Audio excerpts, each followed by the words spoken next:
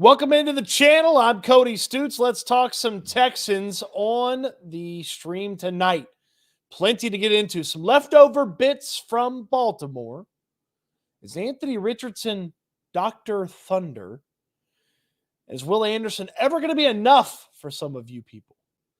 Plus, some other fun stuff. We'll get to your questions and answers. As always, appreciate you supporting the channel. Check out plenty of information in the description down below. On your way to the description, hit the thumbs up button, subscribe to the channel if you haven't already. Share this with somebody who you believe would enjoy the videos on this channel. In the description down below, if you notice, it is the latest on our next raffle giveaway.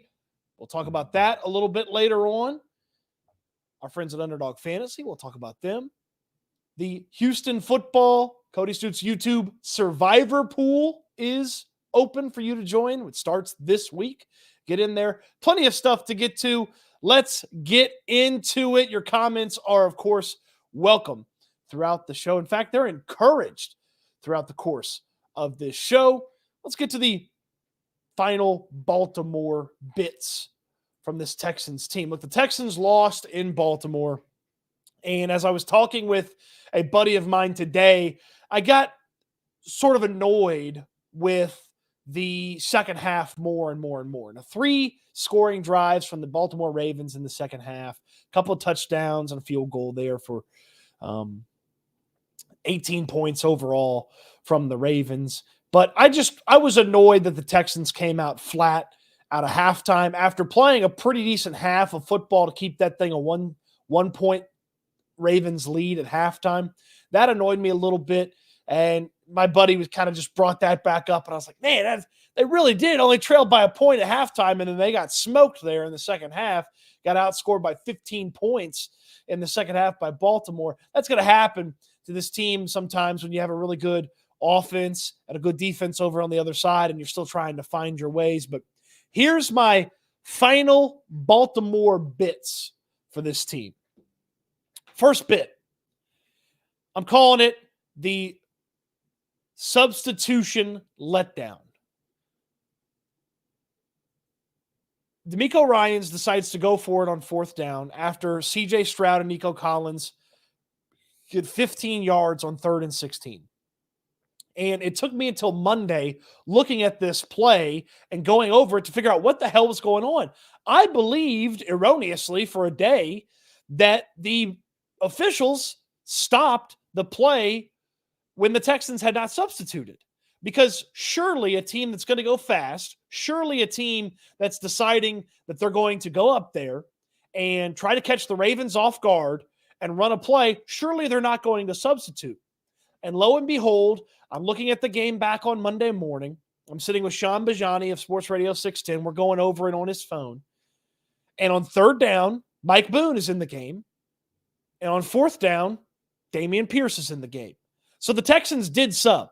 So the Texans decided to hurry up to the line of scrimmage, get ready to run the play, but also sub while they were doing it.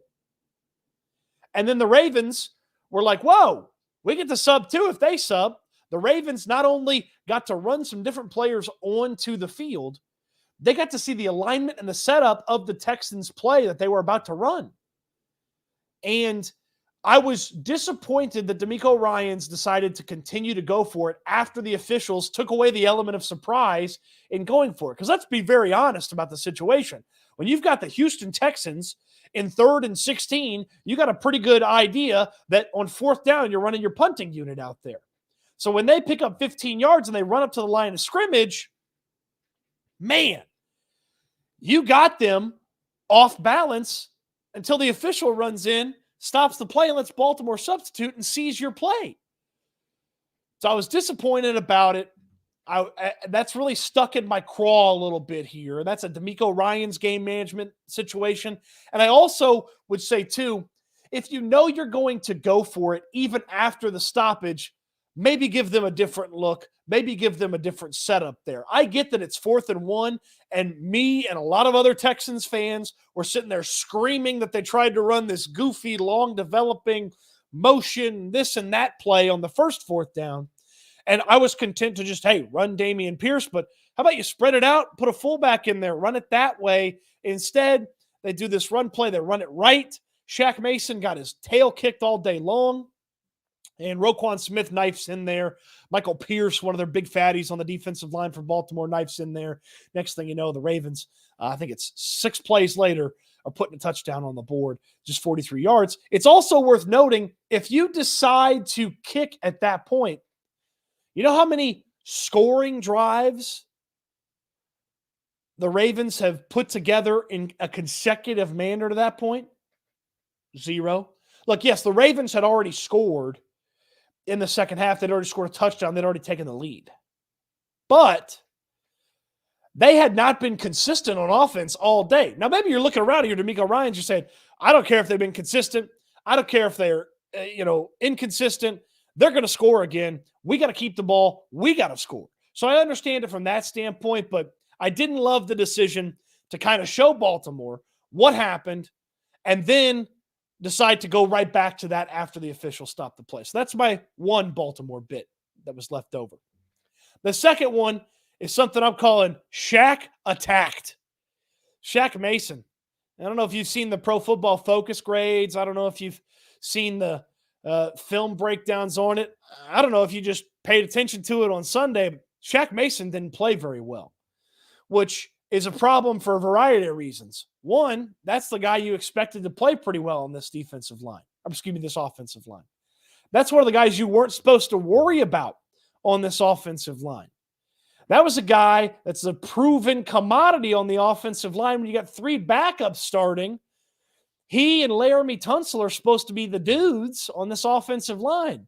And Baltimore kicked his tail. Now, I don't believe Shaq Mason's that guy every single week, and I don't believe Shaq Mason's going to have that type of performance against the Indianapolis Colts.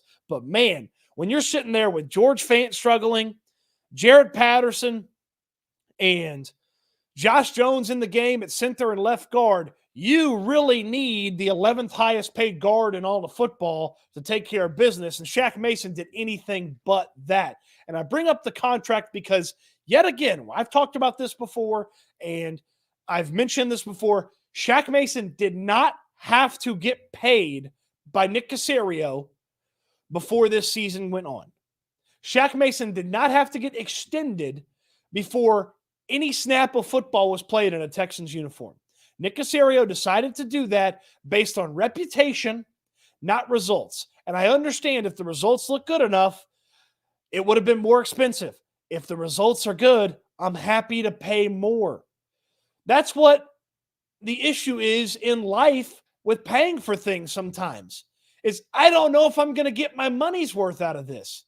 I had that conversation today when I was buying the Wild Cherry Zero Pepsi. Is this going to be good enough for my money? 12 packs are expensive. Am I going to get my money's worth out of this? I didn't have to buy this. I decided to invest in it. But you know what? At least I know what it tastes like because I've had it out of a 2-liter before. Did I need 12 of them? Probably not. Probably shouldn't drink as much diet soda as I do. But I know what it tastes like. We had no idea what Shaq Mason would look like in this Texans offense on this Texans team, and Nick Caserio extended him anyway. That was tough for me to understand. I still don't understand it. And if it's just simply saving a few bucks for next year, you had all the money in the world. What do you need to save any money for? You had the money. What do you need to save for? Come on. So that was number 2 in the final Baltimore bits. And I'll get to your comments here in just a second. Number 3 is what I'm calling Slow's slow start. Bobby Slowick was not super impressive as the offensive play caller for the Houston Texans on Sunday. And that's okay.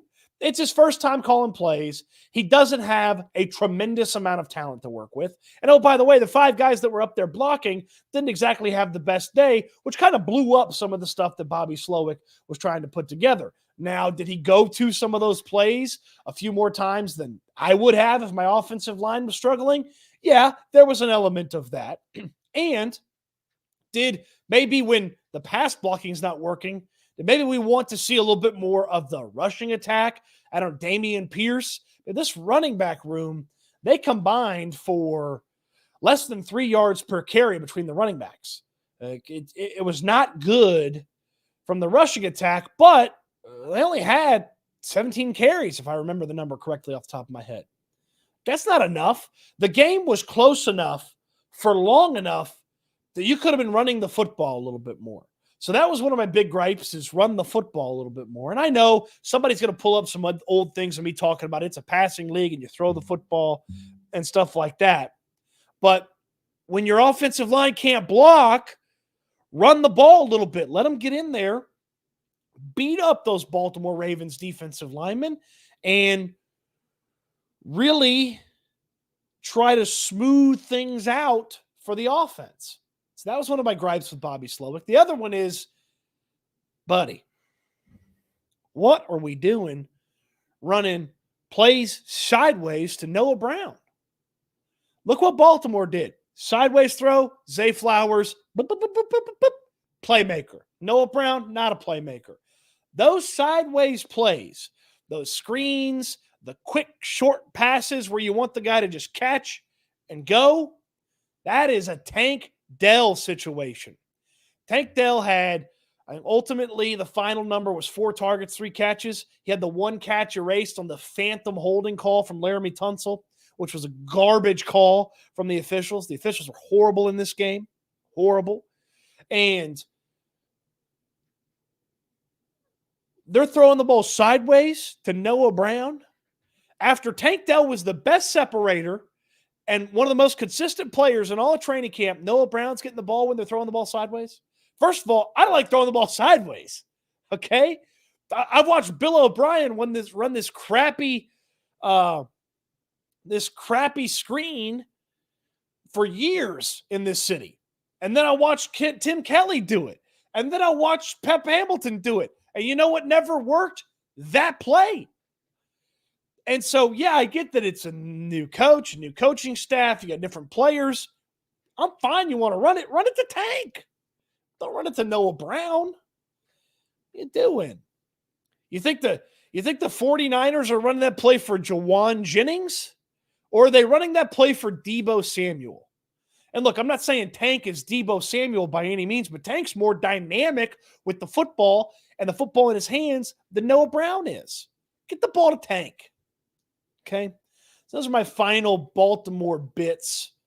I want to get to some of your comments as well. By the way, in that bubble screen, Bill O'Brien on 3rd and long, when they have to score a touchdown against the Philadelphia Eagles, he ran that stupid bubble screen this past Sunday for the Patriots and looked like a total doofus. They did 4th and long, and next thing you know, the Eagles win. I'm tired of that bubble screen. Tired of it.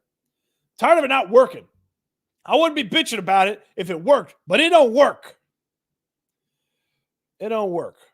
All right, let's get to some of your comments. We'll try to catch up on them as I was monologuing there. I might have missed some of them. Appreciate everybody showing in. Kenneth, Vanguard, Sean, Joe Blue, Victor, Jake, appreciate you. 11 Bravo, glad you made it. Johnny Lambert, thank you for jumping in. Juan Jimenez, defense going to be elite.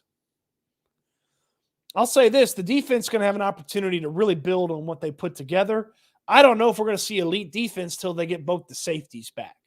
I don't know if elite is their ceiling until they get Ward and Petrie in the lineup. Yeah, K-Brow 74. Wait, we subbed? Yeah.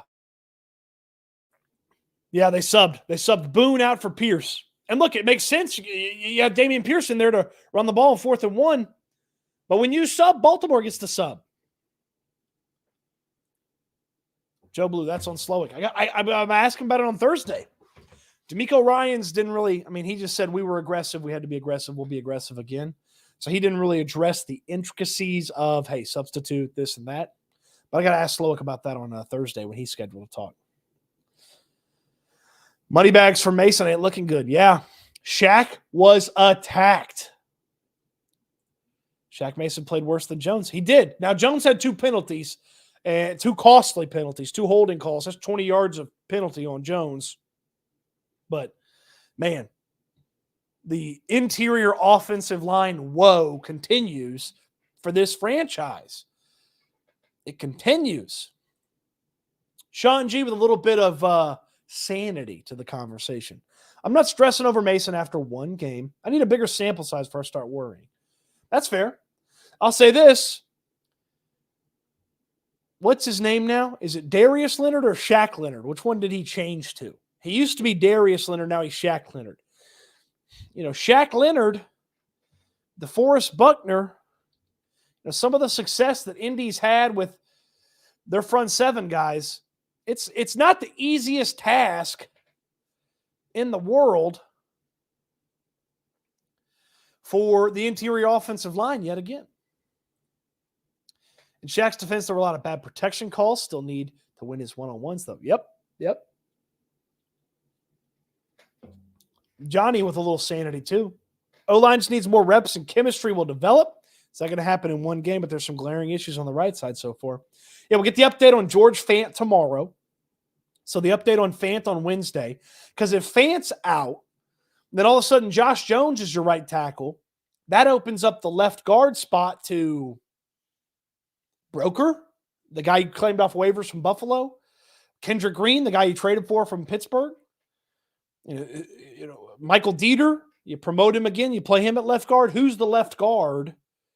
Then you put Jones over there. I would think it's Michael Dieter because Dieter is the guy that played left guard after they put Jones at right tackle when Fant went down. So I think it's that, but remains to be seen. Oh, no, don't do this to Slowick. Bobby Slowick was looking real peppish. Hopefully he's got a pep in his step, but not the Pep Hamilton step this week. Zadis Q, very winnable game that may well come down to the right side of each team's lines. Buckner and Payne versus Mason and Fant and Anderson and Grenard versus Freeze and Smith. And then I saw you correct yourself, Zadis, not Grenard Collins. Yeah, Malik Collins I thought played pretty well. I thought he played pretty well in the Baltimore game. Any advantage putting Slowick in the booth versus being on the sideline? Is he too close to the field to see what's going on? No. I mean, he made the choice to be there. Some of the best play callers in the world are on the field. Shanahan's on the field. Reed's on the field. Some of the best play callers in the world are on the field. So I'm not super worried about that. Man, the refs ate their flags when the Ravens were holding our players with flags all over for us. I did feel like the Ravens got away with a bunch of holds in that game. I agree with you, Nacho Ramirez. I do feel like there weren't very many holding calls on the Ravens like there should have been. Joe Blue says Coke Zero Cherry is the way to go. I agree, but it wasn't on sale at Kroger.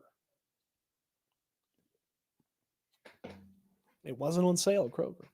It's actually on sale tomorrow, but I looked at the damn advertisement and it said 4 for like 15 or something on 12 packs. And I was like, hustled my fat ass down there. I was like, let me get some Diet Cokes and some Coke Zeros and such. And next thing you know, I was reading tomorrow's ad, not today's ad. So I got stuck with the Pepsi Dr. Pepper combination that I could go through. So I ended up with some wild cherry Pepsis. A couple more about the Baltimore bits. I'd rather see those to Dell, instead of Noah Brown. I agree with you. I was thinking like 17 carries for Pierce this game, like 8 for Singletary. Hey, ideally, these guys are rushing the ball like 30 times because you got a lead and they're just grinding out the Indianapolis Colts. That's what I'd love to see.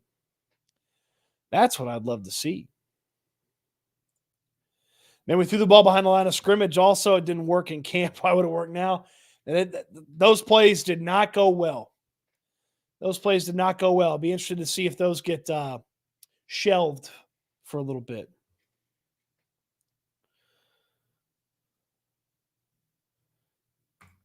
What's up with Mechie? Sucks to the top 50 player a year ago. Is listed as the third stringer already. Well, he's coming back from the cancer diagnosis last year, and he's got a hamstring issue. So it just, you got to be on the field to get into this offense, and then you got to get in this offense and go from there. Xavier Hutchinson got on the field on Sunday. 1 catch, 9 yards. Be interested to see if he gets a little bit more opportunity. Got a super chat in there. Super chats go to the front of the line. We'll address those as soon as they come in. Appreciate that from Life of Riley. Got me some Coke Zero Cherry on me. Oh, get some Coke Zero Cherry on me. Also, what's up with the returning or the fair catching of returnable punts? So, Frank Ross is huge. The special teams coach is huge about the most important thing is make sure you catch the football. Make sure you catch the football. And worrying about returning versus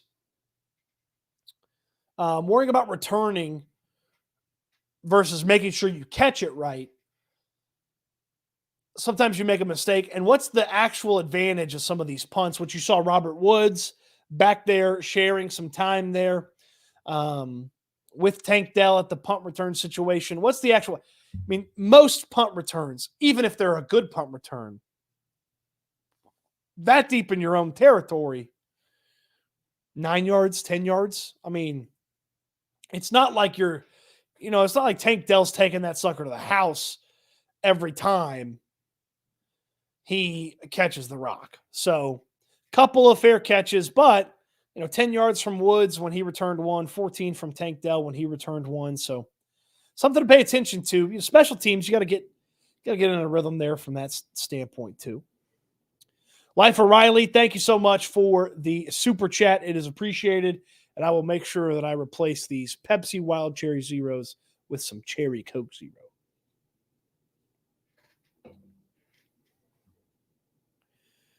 All right. A couple more comments here. Yeah, this made me mad. Dieter played right tackle in the one play and then gave up the fumble sack. CJ Stroud said he had to hold on to the ball, but he shouldn't be getting murdered by the damn defensive lineman either. Not worried between this team. We did a good job against the Ravens. Just need play calling and the O-line to be back. Yeah, look, the offensive line, like, there's reinforcements on the way. They're just 3 weeks away. Like, Titus Howard's going to come back and fix that right tackle spot.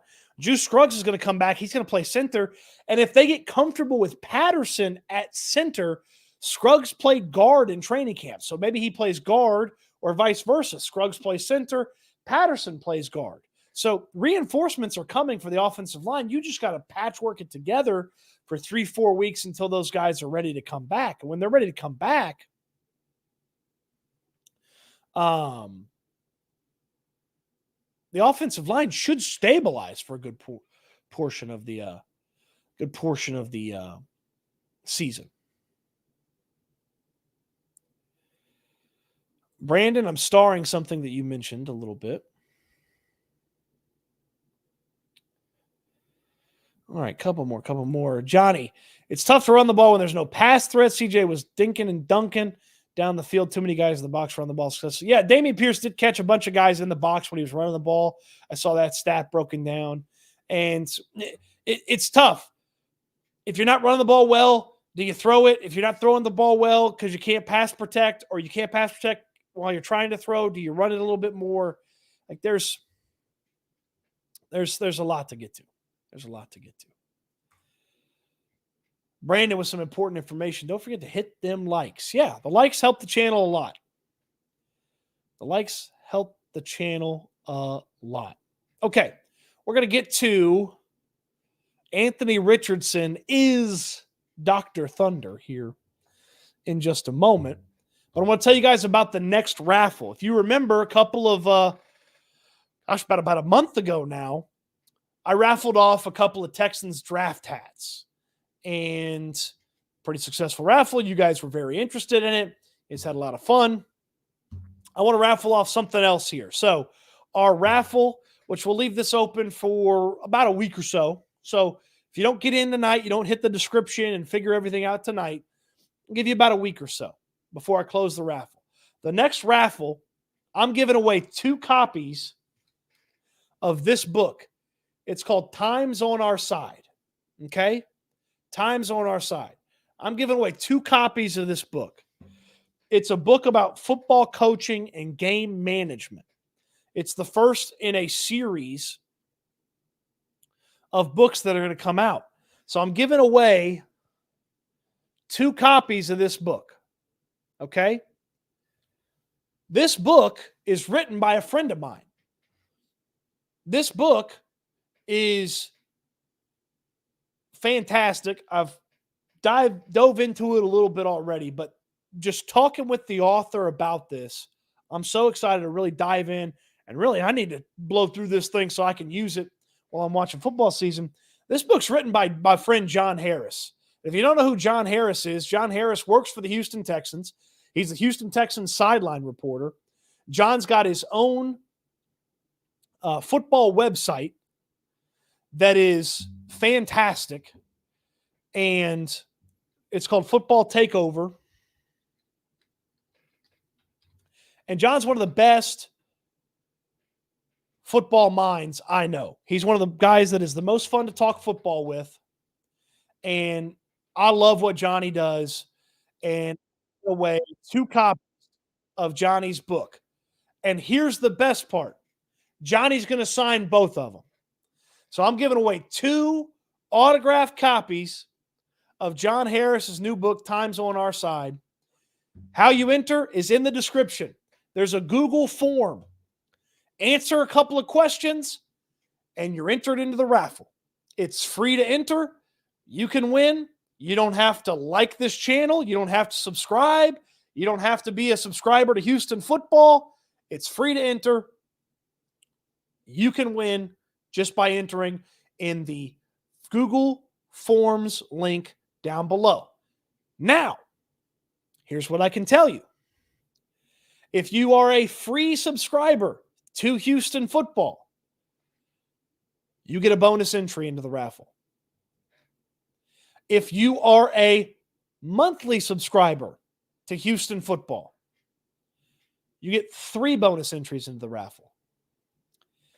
If you're a annual subscriber to Houston football, you get 5 bonus entries into the raffle.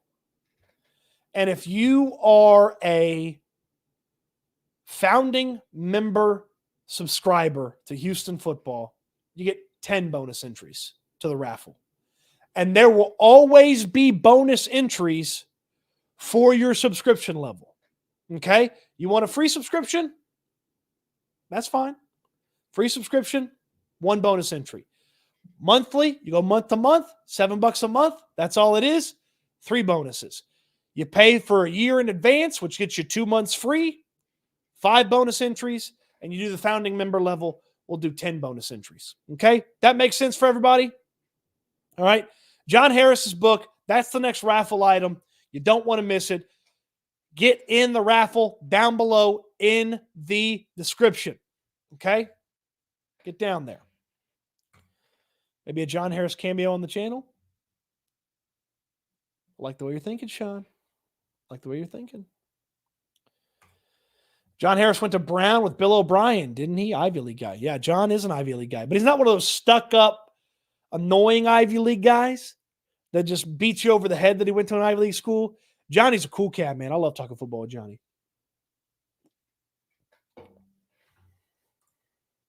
Bury me in the H. Cody Stoots is the man. Cody, do you believe they're worried too much about CJ getting hurt, meaning not giving him the entire playbook? No. No. Not at all. Not at all. All right. So that's the entry on the raffle. Okay. Next up is Anthony Richardson Dr. Thunder. You're like, what the hell are you talking about, Cody? Well, you guys know about Dr. Pepper. Dr. Pepper's fantastic.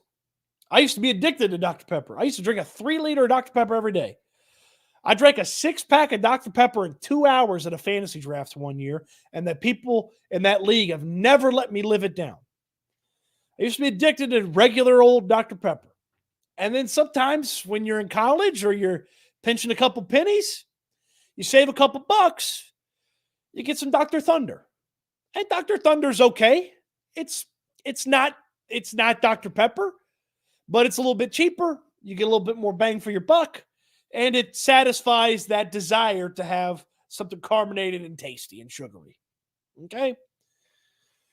So as Anthony Richardson Dr. Thunder, here's what I mean. The Houston Texans just went up against Lamar Jackson, who is a passer with a rocket arm, can make damn near every throw on the football field, and is one of the hardest quarterbacks to tackle in all of football. What Lamar Jackson is now is what the Colts hope Anthony Richardson can be. Use the rushing attack as a weapon when you need to and you want to, not because you have to. Make as many throws as possible because you got a big old cannon on your arm. And I do feel like the game plan against Lamar Jackson, while it's not the exact same, while you don't just take it, plop it down this week because it ain't the same dude, I do feel like there's so much carryover from getting ready for Lamar Jackson to getting ready for Anthony Richardson. Not exactly, as you'll hear in just a moment, but I feel like there's enough that having seen Dr. Pepper last week, it shouldn't be any surprise when you see Dr. Thunder show up this week. So I'm excited to see what this defense can do against a lesser offensive line, against a lesser running back room, against a lesser quarterback. And it's, week 2 of this offense. It was week 1 of the Baltimore offense, so that's not a big advantage. But this defense performed well against Baltimore. And now they get a watered-down version. They get a Dr. Thunder version of that kind of offense again. And you look at the big successful play that the Colts had against the Jacksonville Jaguars. It was a screen pass to Michael Pittman. Hey, putting the ball in your playmaker's hands. That's a novel idea. It's not like Anthony Richardson was out there just like dropping dimes 50 yards down the field. He wasn't making some of those throws that Lamar made on Sunday.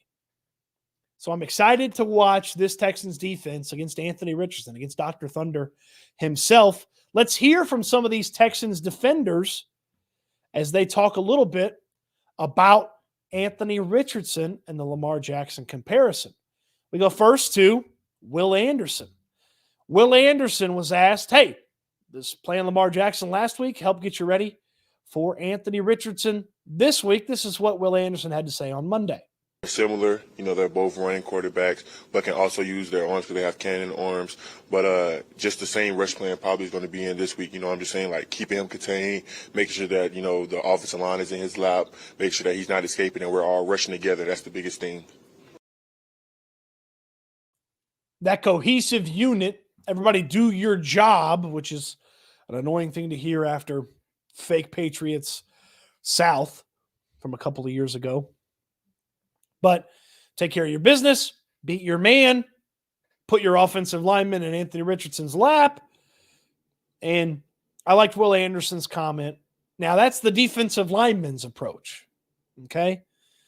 Pretty similar. Keep your rush lane, contain, have it set up that way. Okay? Well, Denzel Perryman, same question. Getting ready for Lamar, help get you ready for Anthony Richardson. Different quarterbacks, if you ask me. Anthony Richards is a lot taller and bigger. Lamar Jackson is a lot quicker, and yeah. So. Okay. Not quite the same for Denzel Perryman. But what Perryman really wanted to say there is it's easier to hit Anthony Richardson. And you know what? It certainly is easier to hit Anthony Richardson because he's not near as shifty and quick as Lamar Jackson, but tell you what, you don't get a good hit on him, Dr. Thunder is going to bring the thunder on you if you don't take care of business. So that's where I am on. Is Anthony Richardson Dr. Thunder? Hey, well, it ain't Dr. Pepper like Lamar Jackson, so it's got to be Dr. Thunder. Quit play hating. AR-15 getting smacked in the mouth. A time or two will clear up all that running. Limit him. Using his arms under pressure. So using his arm. Let's talk a little bit more about Dr. Thunder. Okay, let's go to the tab that I want to have open here. All right, you guys see this? Did you happen to catch this from Josh Norris, one of my buddies over at Underdog Fantasy? And this is something that Brandon brought up. AR placed on one side of the field, the right side. Put Stingley on that side and let him eat. Old eye patch Anthony. Look at this. Look at this alignment here from all these passes. So I went and counted, and we're counting that one as a pass to the right, and we're not counting that one behind the line of scrimmage as a pass to the right. But 26 of 37 passes to the right side of the field. You believe in that? 26 of 37 passes to that side. He threw a touchdown on one of them on the screen pass, which you can see there over to the left. And that interception he threw, it was a one-score game when he threw that interception. It was a one-score game. He threw a really bad interception. They just got some yards on that first play in the series, and then he never saw the DB, and he threw that sucker right to him. That's where you see the little red X. But look at all that work on that one side. Golly. That is rough from Anthony Richardson. That is bad from Anthony Richardson. Well, I mean, if he's successful, look, I don't want to put that up there and act like Anthony Richardson can only throw the ball to the right. But he clearly is more comfortable. And you think about where they put the running back. They put the running back next to him. And then they do that little zone read thing where he reads the defense with the running back on his right. And he reads them that way, and then he gets ready, and then he starts to throw. So if Next Gen Stats, which thank you Next Gen Stats for that, if Next Gen Stats knows that and sees that, and you and I know that and see that, well then two really important people know that and see that. Number one is D'Amico Ryans, and he's got to be out of his mind seeing that. He's got to be thinking, good Lord, we're going to get after this guy. I mean, you can put some Stingley over there. You can shade some coverage over there. You can drop a linebacker into that section of the field. Just really, you can attack Anthony Richardson really well there. Now, the flip side of that coin is if D'Amico Ryans knows it and you and I know it, Shane Steichen, the head coach and the offensive play caller for the Indianapolis Colts, he knows it too. I don't believe we're going to see it set up that way. Okay? I don't believe we're going to see it set up that way, but I do believe that is something to monitor and pay attention to when it comes to Anthony Richardson and when it comes to Sunday's matchup with Anthony Richardson. So, is Anthony Richardson Dr. Thunder? Yes, because I believe Dr. Thunder would work on one side of the field. So as we bring up Dr. Thunder, and again, I don't want you to think that I'm downgrading Dr. Thunder. It's delicious. It's not quite Dr. Pepper, but it's good. What's the best off-brand item? What's the best off-brand item? Put that in the comments. Put that in the comments, and we'll get to those. I'll star those. We'll get to those here in just a little bit. Some of your comments about Anthony Richardson. Terrence says Texans money line all day. Oh boy, don't you know it. I've already made the wager, and I feel like a dummy because the odds are even better this week. I'll be making another wager. It's shaping up to be my biggest wager of the year to this point, and probably will be my biggest wager of the year. I very much believe, and I'll say this right here, and I hope it's not buried so I can come back and find it. We can play it again. But the Houston Texans are going to dominate the Indianapolis Colts on Sunday. The final score will not be close. Okay? The final score will not be close on Sunday. They are going to dominate the Colts. I very much believe that. I very much believe that. So 40-ish minutes into this video, we can play it back because I'm an idiot next week, or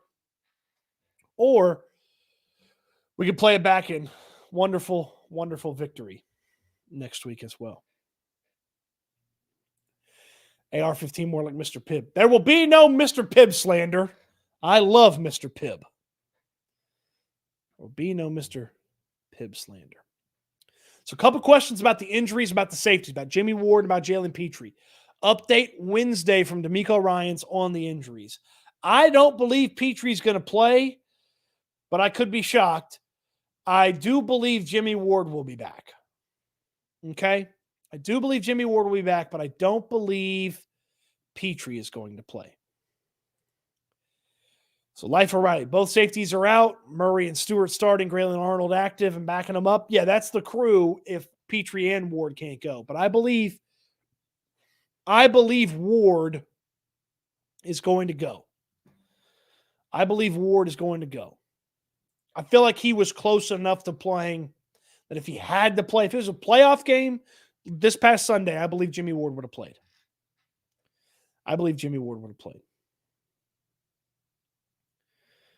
Manny says the secondary is going to eat. I will be putting together a prop bet that has a Dameon Pierce rushing touchdown, a Derek Stingley interception, and a Will Anderson sack.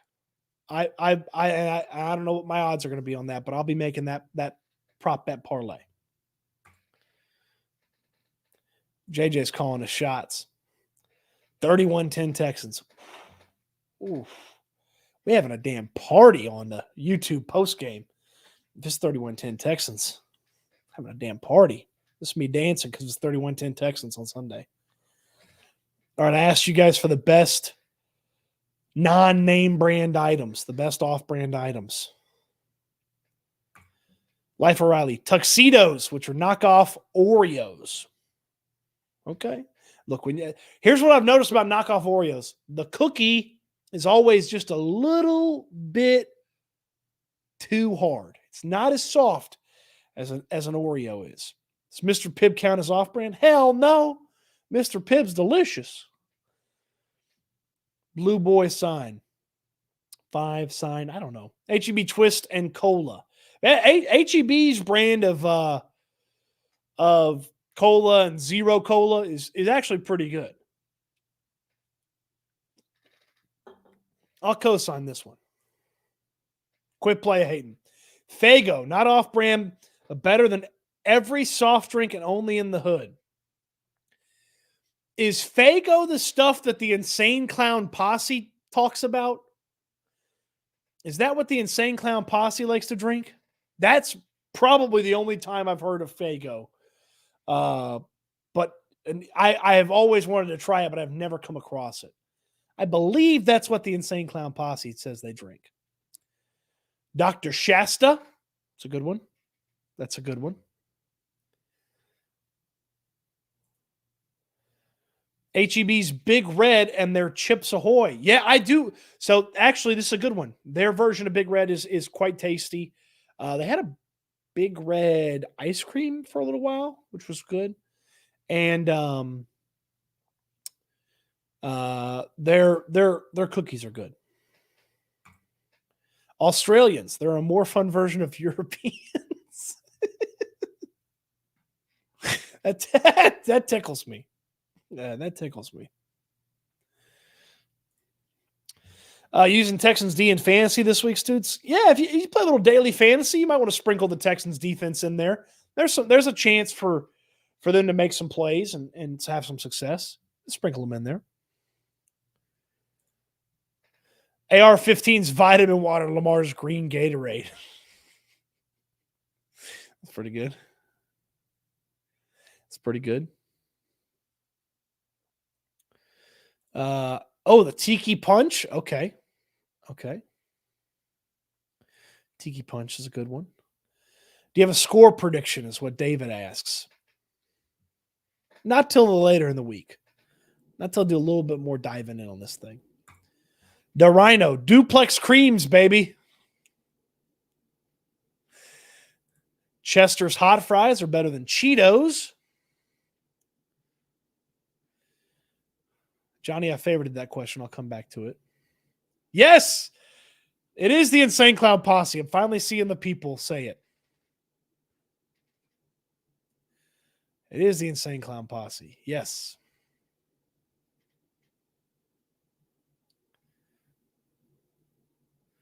Shasta. A lot of Shasta love. Blue Boy. I swear Faygo has more flavors than any other soda.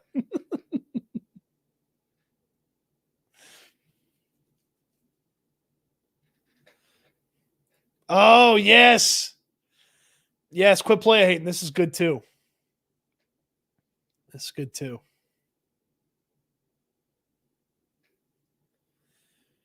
That's funny. All right, one more. Lone Stars. Okay, those are good too. Yeah. Yep. At HEB. Yep. All right, a couple of starred questions I want to get to. Christian, I'm late. What'd you think about Nico?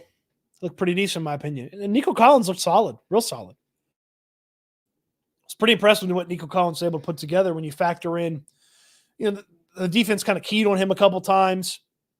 And I've talked a lot about how he's a practice guy. Hadn't shown up on game day, but he led the team in air yard targets. So the chances of him making a big play, they're right around the corner. So good question, Christian. Johnny, several instances of play calling that have me scratching my head. Why so many play actions, slow developing plays when we need short yardage conversions? Learning curve, man. Learning curve. You work all week. You feel like you got something. You get excited. And all of a sudden, you're like, all right, well, probably shouldn't have called the play action play. Probably shouldn't have called that slow developing play. Like, we've all been there. I do it with what I do. You work on something, and even if it doesn't fit, you're ready to show it. And I feel like that's maybe what Slowick ran into a little bit. They worked on these plays, they drilled them, they feel ready for them, and then it's the wrong spot to call them, CJ loves that 10-yard into Nico. Yeah, so they threw a ton of hitch routes. So just boom, turn in real quick, catch the ball. They threw a ton of those. And I am excited for the time Nico Collins hits that hitch route, and it's actually a go, and he's wide ass open, and they drop that sucker to him. Real excited. All right, Joe Blue asks a good question that's going to get me into my next big topic here in just a moment. But I do want to tell you about our friends at Underdog Fantasy. Underdog Fantasy is the best way to play fantasy. They've got the weekly drafts where you can do one of the best parts of fantasy football, which is the draft, with just those week's games and those week's matchups. They've also got the daily Pick'em. Now, I only really play Pick'em when it comes to football, but they've got baseball, they've got soccer, they've got tennis. When basketball gets here, they got basketball, they've got hockey. Pick'em is really simple. Really simple. You take 2 to 5 predicted stats, predict higher or lower, put them into an entry, and you get 20 times your money if you get all of them right. You get 20 times your entry at Underdog Fantasy with the Underdog Fantasy Pick'em if you get all of them right. And they have so many fun specials, so many fun, basically I call them free spaces. Like the other day, it was Patrick Mahomes higher or lower than half a total yard. Well, that was an easy one. Higher. It's like a freebie. So then all you need to do is go get 4 other ones correct in your entry, 20 times your entry right there. Right there. It's so much fun. It's so easy to play. And you can sign up in the link in the description down below. When you sign up with my promo code, and the link should autofill the promo code, and if it doesn't, it's Stoots, S-T-O-O-T-S, my last name, S-T-O-O-T-S. You're going to 2 times your deposit up to $100. 2 times your deposit up to $100. So you put in 50, you get 100. You put in 20, you get 40. You put in 10, you get 20. Okay. So you can 2 times your deposit up to $100. And you're going to get special pick'em predictions each week. So you'll get opportunities at those freebies, like higher or lower than half a total yard. And sometimes you'll get boosters added to your pick'em opportunities as well. Over the weekend, there was a Colorado football booster that multiplied the amount that you could win in the pick'em entry. It's so much fun. It's so easy. Please visit my friends at Underdog Fantasy. Underdog Fantasy, the best way to fantasy. The link is in the description down below. And please game responsibly. Devin has a super chat, and then we will get into the next thing that I want to talk about. Devin says, "What's up, Stoots? Just realized you were on. Thanks for the stickers and the note. I just got them the other day." Yeah, absolutely. I call it the Era of Good Vibes. I have Era of Good Vibes stickers. If you want one, email me. I'll send it to you. I got the envelopes right here. I will send you the stickers in the mail. I don't need anything from you. Just you watching, hitting the thumbs up button, subscribe to the channel. You want stickers, send me an email, codystoots@gmail.com, and I will get you the stickers, just like I got Devin the stickers. Appreciate the super chat, Devin. It's very much appreciated, and glad you like the stickers, and they got there with no problems. All right, Joe Blue asked, does Will Anderson Jr. get sack number 2 this weekend? I do believe that Will Anderson will get sack number 2 this weekend. I also want to know from you, when will Will Anderson be enough for people? Now, if you just simply say he'll never be enough, he'll never justify the trade, I can't argue with you, because I'm not going to try to move you off of that point.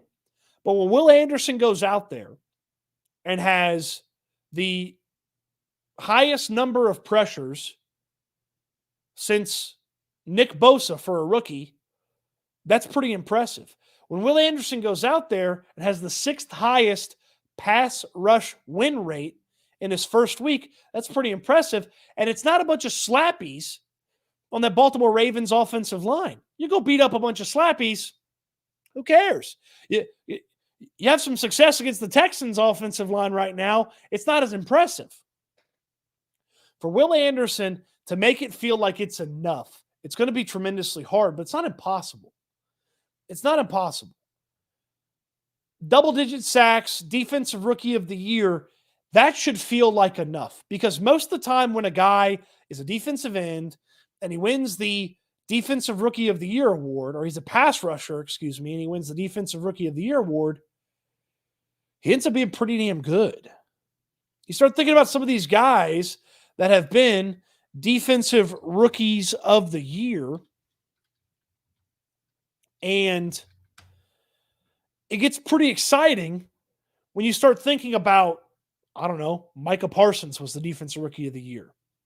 Nick Bosa in 2019, who had the almost exact same start as Will Anderson to his career. When you think about Joey Bosa in 2016, Aaron Donald, Von Miller, like pass rushers, when they are defensive rookies of the year, are usually damn good players over the course of their career. And I know that it was the 12th overall pick, and I know it was a first rounder next year that could be a high pick for the Cardinals, and I know it was that pick at the top of the second round. I understand it was expensive. Nice things are expensive. Nice things cost a lot.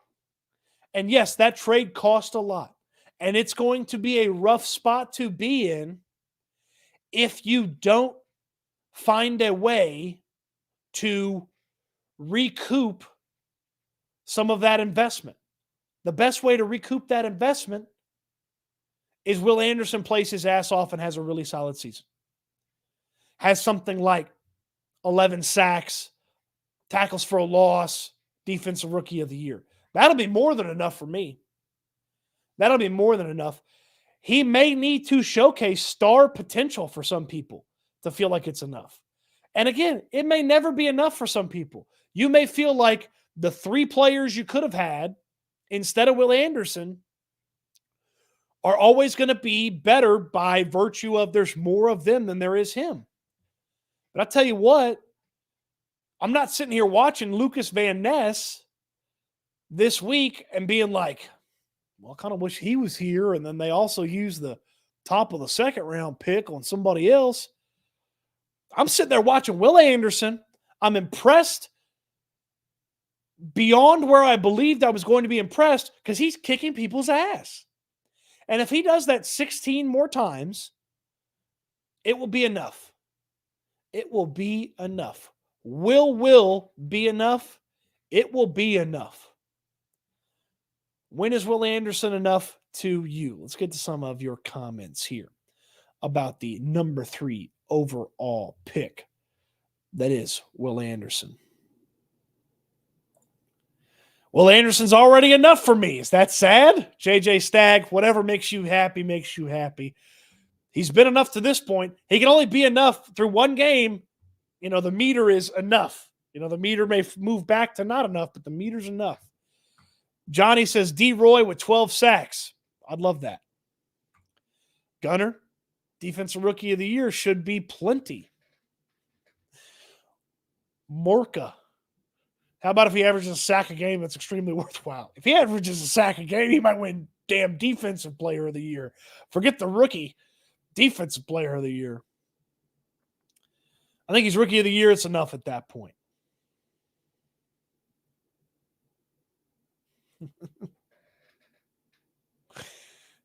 $51 had 3 sacks last game. Refs need Stevie. I'm assuming he means Wonder Glasses. See the holding him. Steve Urkel glasses. There you go. The big, thick Coke bottle ones. Yeah, I see what you're saying. Stevie Wonder. They had the Stevie Wonder situation going. Defensive Player of the Year. Man, that might be a little much. You know, Defensive Player of the Year eventually. I mean, that's not out of the question. That's not out of the question.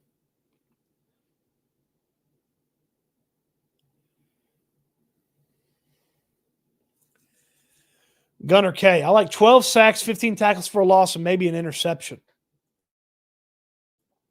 You know, Aiden Hutchinson had more interceptions than Sauce Gardner last year. Aiden Hutchinson was awesome last year.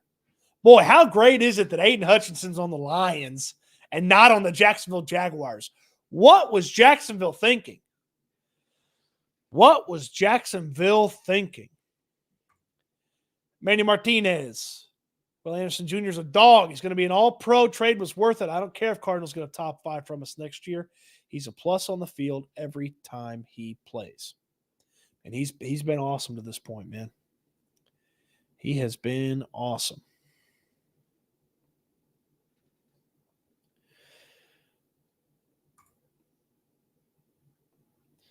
I'm not watching this D-line going, who are they going to let by them? Anderson looked great. Grenard looked good. And held a top rushing offense to 110 yards. I'm set with the D-line. Yeah, D-line looked nice. Are Will and Grenard a top 10 defensive end pairing already? My gut tells me no.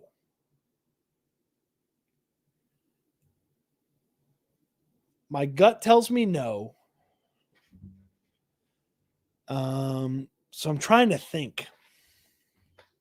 I'm going to say no, but is it crazy that they end up there? Not at all. Not at all. Devin with the correction and the super chat. Thank you, Devin, for the very kind super chat.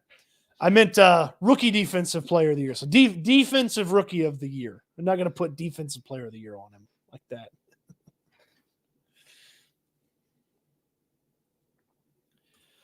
Well, can you even imagine Hutchinson and Will Anderson? It probably was possible. If you lose to the Chargers when David Culley's the coach, you get the number 2 pick. you select Aiden Hutchinson. You're probably not getting the number 2 pick again. Maybe you do. But even if you do, you still might have enough juice to go get Anderson, because even let's say you picked 4 or 5, quarterbacks would have come off the board. God, don't tease me with Aiden Hutchinson and Will Anderson Jr. being on the same team. I mean, don't tease me with that. All right, Q&A time. Going to get some of your questions here, and then we'll wrap it up for the night. I saw a question there. Hunter has been asking about Nick Caserio. Boom. At what point is Nick accountable for not figuring out the offensive line? I mean, he's accountable now. The tough part is Nick Caserio, it's not like he drafted and signed a bunch of injury-prone guys. Like, his center hurts his hamstring. He's down for 4 weeks. His right tackle, who's played most of his career with no injury issues, breaks his hand in practice. His left guard, who played basically every game at Texas A&M, has his shoulder fall out in May. Like, Caserio, yes, the results have been disappointing. Some of it has been straight up, unadulterated bad luck. Some of it has been his doing. Like, should Kenyon Green have been here in the first place? There's probably better options, probably a trade back, some of the other things. You could have done something that way. Should you have signed Shaq Mason to the contract extension? No, but I like Shaq Mason being here. Who was a better guard than Shaq Mason that was available in free agency? Like, they played bad in the first game. That sucks. But, you know, some of it's just been bad luck for Caserio. You know, you signed George Fant. You didn't expect George Fant to play. You thought Titus Howard was going to be right there. You signed George Fant 2 days into camp. Like, you didn't sign him because Titus was hurt. Like, you didn't want George Fant to play. He's not supposed to play.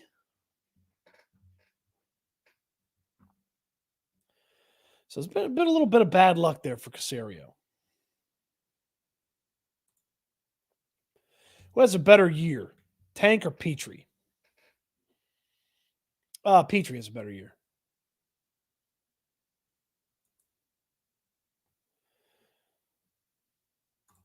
Quit play. Hey, need consistency from 52. Yeah, John Grenard, man, he puts together a good season, and it's going to be an extremely profitable offseason for Jonathan Grenard. He puts together a good season. Extremely profitable. Dakota Gunnels. Need to establish Pierce early in these games so play action becomes more effective. If you run bubble screens, run screens to Tank Dell and have Noah Brown block for it. Yeah, don't throw the bubble to Noah Brown anymore. Or if it works, I won't be bitching about it. But don't throw screens that don't work to Noah Brown. That's my desire. Pierce will go over 100 yards. Colts ain't got nothing on defense. Yeah, man, I like DeForest Buckner, but you know what? I haven't looked at what ETN's numbers were coming out of that game and the rushing attack. I know Tank Bigsby, the rookie running back for the Jaguars, had just an absolute boneheaded situation, boneheaded moment. All right, so ETN finished up with 104 total yards, 77 on the ground, 27 through the air, and a touch. Had a 26-yard run at one point. Yeah, 4.3 yards a carry from Travis Etienne.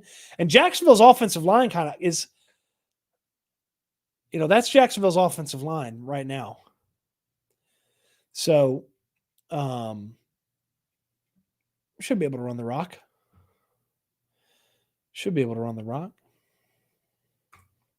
But Cody, how could Nick not have known he'd lose so many old linemen this year? Fire his ass, am I right?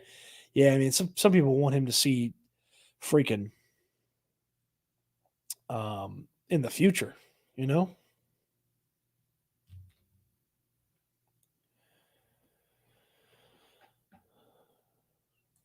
Dieter at right tackle was the dumbest thing I saw Sunday. It wasn't great.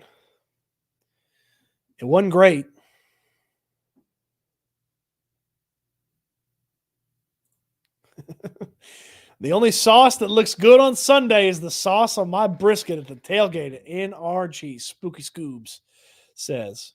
That's good stuff, Spooky Scoobs. I'm going to try to get out there early on Sunday. So if you're tailgating, I'd like to come say hello to you. I'm not coming by to get some free stuff, okay? But I'd like to come by and say hello, especially if you watch the channel, support the channel. If you're a Houston football subscriber, I'd like to come hang out and say hello. So if you're tailgating on Sunday, let me know, and I'll come by. I'll walk through and say hello. Again, I'm not coming for free stuff, all right? Balin Rios. I think Anthony Richardson gets absolutely exposed on Sunday. Sunday should be a wake-up call for Anthony Richardson.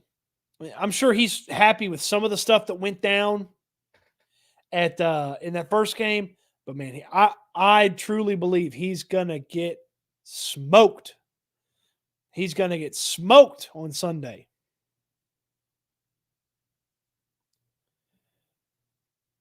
Manny Martinez brings up an interesting point here. When you call Leckler out of retirement, this fill-in punter is horrible. Yeah, for a team that needs a few hidden yards here and can't give away yards, Ty Zentner did not have a very good day. Ty Zentner had a really rough day filling in for Cam Johnston. And the Texans, according to KPRC, worked out a couple of veteran punters. There's not a bunch of dudes out there. You know, Zentner's 23rd in average. He's 21st in net. And he didn't get any inside the 20. So, I mean, he might be the guy for the next couple weeks till Johnston's back, but really, really makes you appreciate Cam Johnston. And I make fun of the punters and kickers. I talk about how they're not real football players. Take the foot out of football. I've joked before, but it makes you appreciate a guy like Cam Johnston when you got Ty Zentner out there punting the damn ball.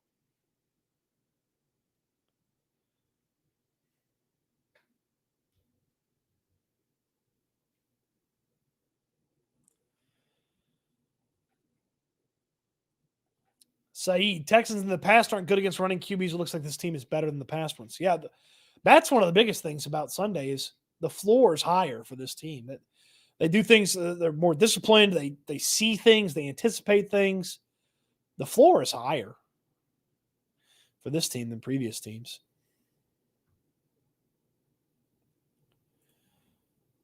No, he didn't do bad. There's just stuff that I feel like is going to get exploited out of his first game now that there's tape on the guy. He didn't play a bad game. They had a chance to win that football game. Now, when they had a chance to win that football game through an interception, next thing you know, the Jaguars put that thing out of reach.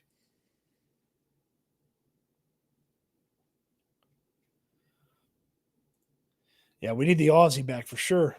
Get him some Fosters, okay? Australian for beer. I had some Australian candy the other day. A friend of mine had gone to Australia, and I had some Australian candy. Tasted pretty much like our candy, but it was good. It was good. That's what I hear a lot of. Here sometimes some food elsewhere is just a lot different than our food, even if it's like our normal food that we have come to expect, like just a burger tastes a whole heck of a lot different. Yeah, of course it would, but like preservatives and things like that, I don't know. I don't do a lot of international traveling. There's too much of the United States I got to go see. You think this game's a must-win? Don't think there are must-wins for a non-playoff contender. It's a great measuring stick to find out where you are as a coaching staff, as an offense, as a defense. There's not must-wins for teams that aren't playoff contenders. I'm with you, Dias TV. But it's an opportunity. You should have some success. An opportunity you should have some success. Will Jimmy Ward be back? Sorry if this was already talked about. I'm just tuning in. I believe Jimmy Ward will play on Sunday. That's not, I don't have any inside information. I just feel like he was probably close enough to play last week. They held him out as a precaution, and I believe he will play this week. D'Amico Ryans and the first injury report Wednesday. So get some answers and some clarity on that. Okay. Housekeeping. Want me to fluff your pillow? I love Tommy Boy. I freaking love that movie. Housekeeping. Want me to fluff your pillow? Want me? I freaking love Tommy Boy. In fact, I think I actually own 3 versions of Tommy Boy, the DVD. Okay, housekeeping. You want stickers? Send me an email. CodyStoots@gmail.com. CodyStoots@gmail.com. Send me an email. I'll send you stickers. No cost. I'm not asking for anything. Okay? John Harris's book, Time's on Our Side. That is our raffle item for this raffle period. We'll leave the raffle open for about a week or so. The raffle entry form is in the description down below. You're going to get an autographed copy of this book if you win the raffle. Sign up for the raffle in the description down below. Okay?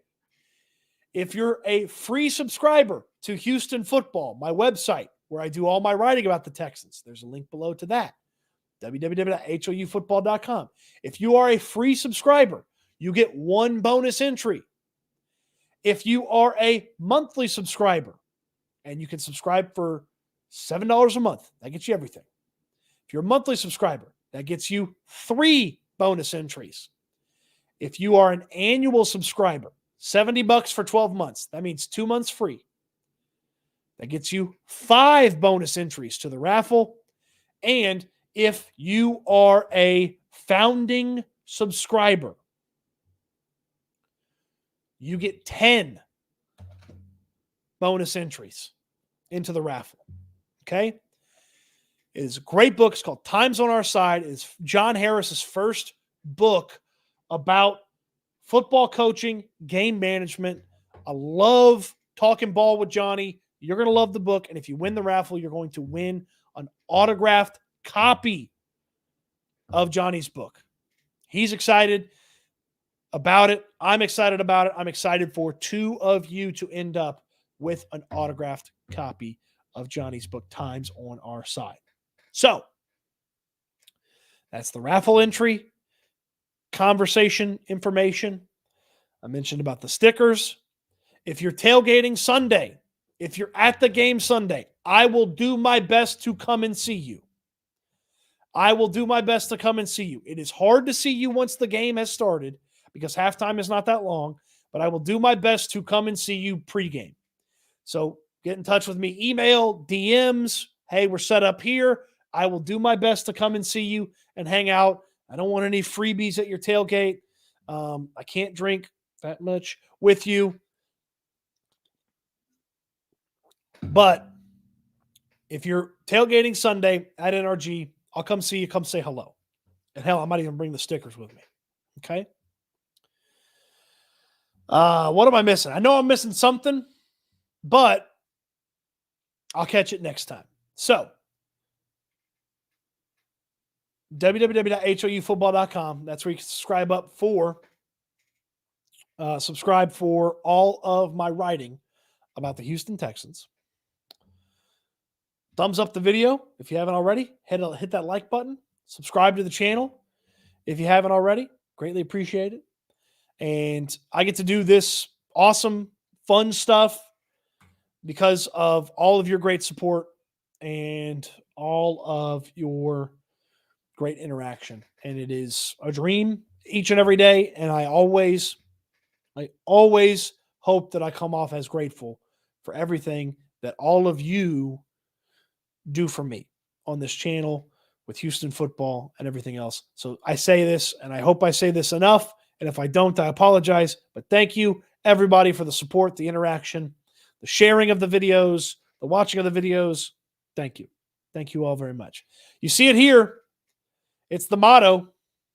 It's my charge to you. It's also my hope for you as well. And we do it to wrap up the live stream each and every time. Eat good, sleep good, be good, and we will talk Texans again soon.